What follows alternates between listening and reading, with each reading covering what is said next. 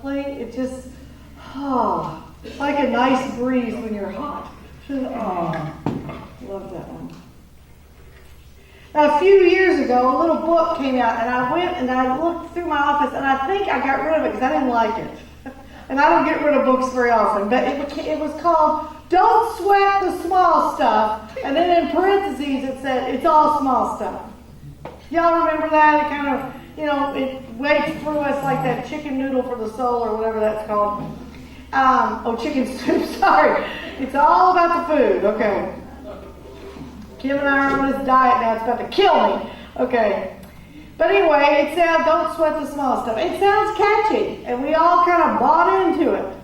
But I have decided I must not like it because I got rid of the book then either. It's just not right. It's not correct. It is precisely the small stuff we should pay attention to. The small stuff is what trips us up if we don't pay attention, right? But it also is the small stuff that frees us. Now hear me out. Miss Kim and I did a lot of hiking while we were in Acadia National Park in Maine. If you've never been there, like I said, this saved my life. Look at that. Somebody had taken that, smoothed it, isn't it nice? Can't you see me in my shorts and my hiking boots and my ball cap sweating profusely? Not so much different than Sunday mornings, right?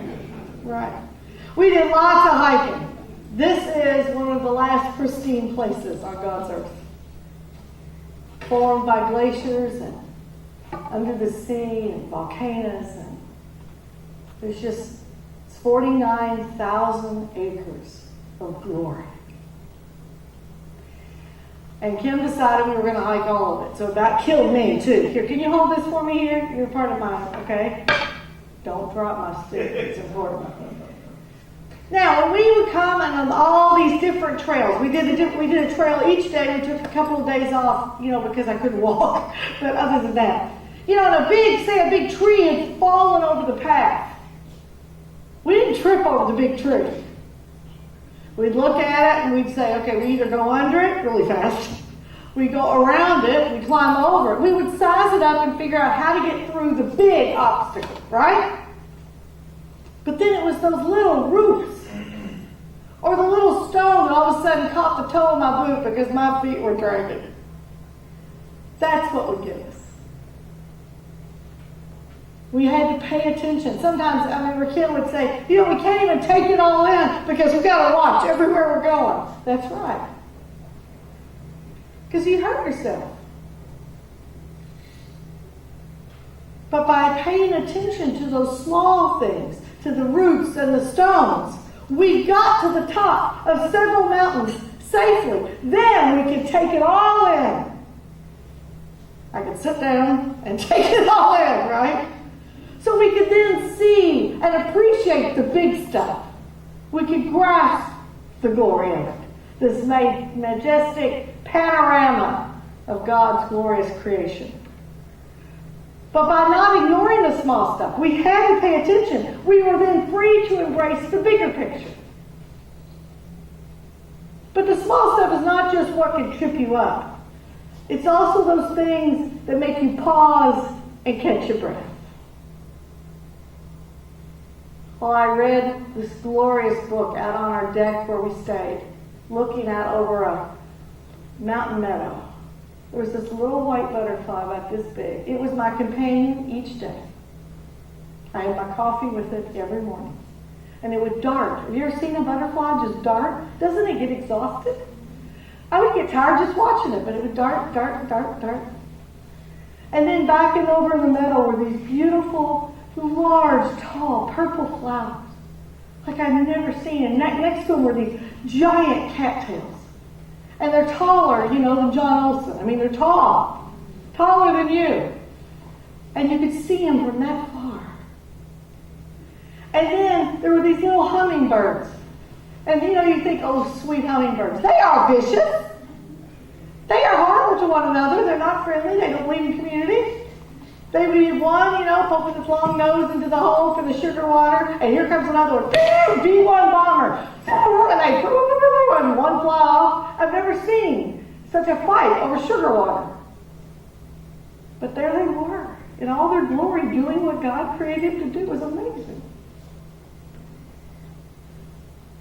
They made me stop and take a breath. All very little, seemingly insignificant things. But they helped me realize I'm not alone, and I don't have to do it alone. Do you remember that profound passage from Alice Walker's The Color Purple? I hadn't read it in a long time. Oh, what a book. Now here is Shug and Seeley, and they're talking. And Seeley and Shug had this remarkable relationship. And Seeley just looked up to Shug so much. And Shug says to Seeley, God loved everything you love, and a mess of stuff you don't. But more than anything else, God loved admiration. Seeley said, you're saying God vain? No, Shug said. Not vain. Just wanting to share a good thing. I think it pisses God off if you walk by the color purple in a field, she says, and don't notice. And then Seeley said, well, what does it do when it gets pissed off? Shug says, oh, it makes something else. People think pleasing God is all God cares about. But any fool living in the world can see God always trying to please us back. Yeah, God always making little surprises and springing them up on us when we least expect.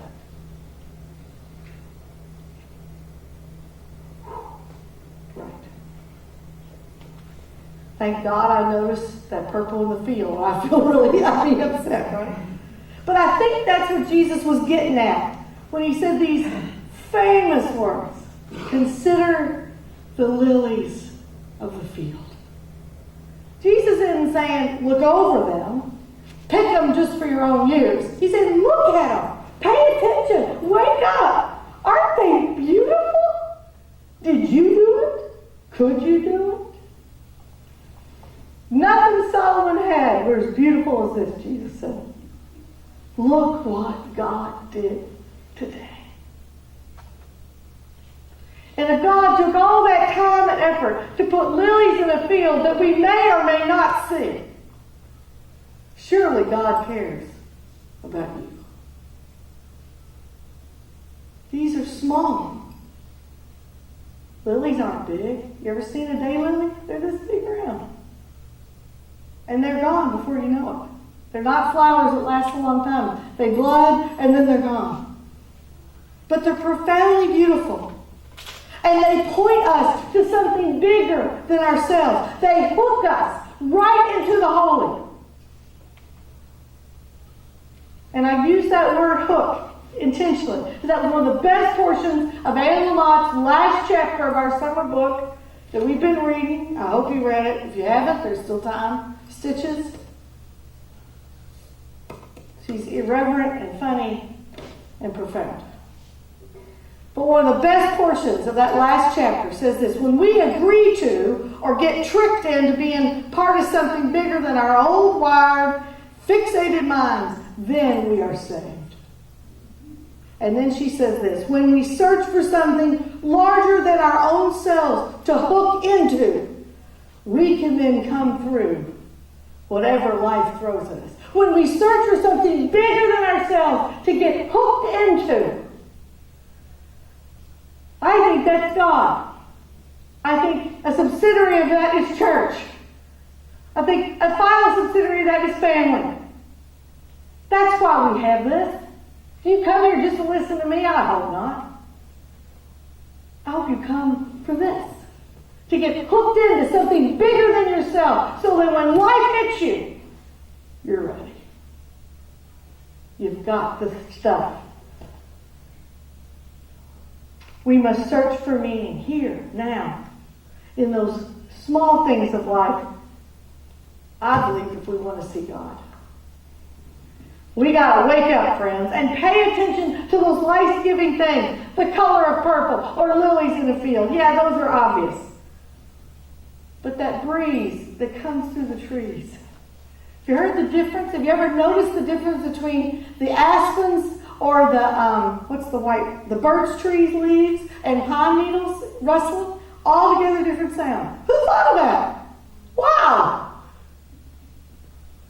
Or that butterfly darting around. Or maybe it's the people around you. Maybe it's the taste of ice cream on a really hot day. Of course, you have to have chocolate sauce, so that's important for me. Or maybe it's that random note you got from an old friend. Maybe it's our grandson Hunter playing in the sandbox I ordered him. Every kid should have a sandbox. Right, Annika? And someday he'll outgrow his and we'll pass it on. I got him one of those turtle ones with the lid, and he loves it. He goes and he rips off the cover and he jumps right in. And Christine has a fit because there's sand everywhere, and he loves it.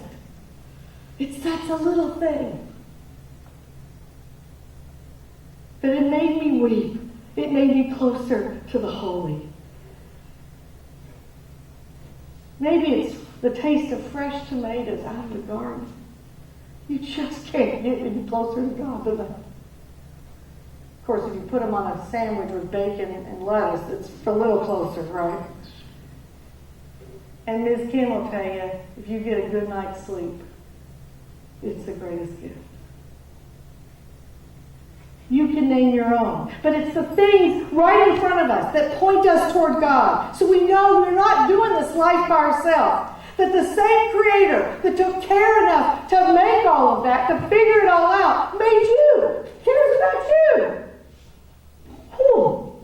Well, then I can get through today. That will sustain Bonnie as she fights her battle with cancer.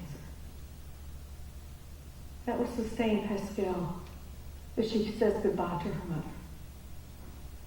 Does it fix it? No. Does it give us the strength to endure it? Yes. Because we know we're hooked in to that source. But we got to pay attention. Those things, you'll go right by them because we're busy and we're too hurried, right? Or we're so consumed with the past, we keep looking over our shoulder. Guess who's going to trip? Because you're not looking. You're not paying attention to the small things. Or you're so looking at the future that you miss the now. You must live in this moment. Pay attention to those little rays of hope that poke through and guide us through the dark times. Do you see how it ended on the Sermon on the Mount? So don't worry about tomorrow, Jesus says. Tomorrow will bring you worries of its own. Boy, he was a smart fellow. Yeah, of course, Jesus, we know that. He says, today's troubles are enough for today. We do move forward in life, but not by leaps and bounds, but step by small step, day by day. I need my prop.